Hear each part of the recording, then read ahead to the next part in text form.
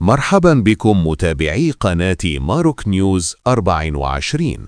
في هذا التقرير الخاص نسلط الضوء على واحد من أهم المشاريع الرياضية المنتظرة في المغرب، وهو الملعب الكبير بمدينة بن سليمان، الذي يرتقب أن يكون من بين أكبر الملاعب في إفريقيا والعالم.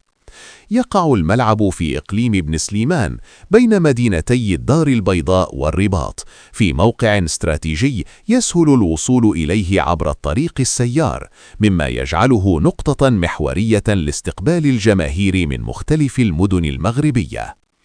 الملعب الجديد من المنتظر أن يتسع لأكثر من 100,000 متفرج، ليكون الأكبر في المغرب ومن بين الأكبر عالمياً، وسيتم تصميمه وفق أحدث المعايير الدولية التي يحددها الاتحاد الدولي لكرة القدم، مع مراعاة شروط السلامة والراحة وجودة الرؤية من جميع الزوايا.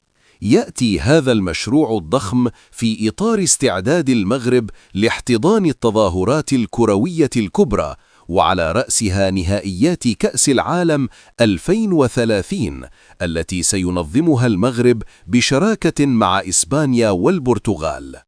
وسيكون ملعب بن سليمان مرشحاً لاحتضان مباريات كبرى، وربما المباراة النهائية.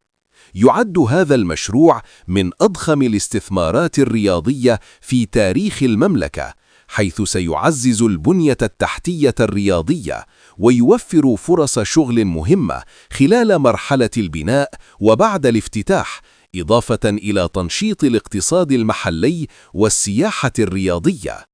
لن يكون ملعب بن سليمان مجرد منشأة رياضية، بل سيكون رمزاً وطنياً يعكس طموح المغرب ومكانته المتصاعدة على الساحة الدولية، كما سيشكل فضاءً لاحتضان مباريات المنتخب الوطني والمنافسات القارية والعالمية.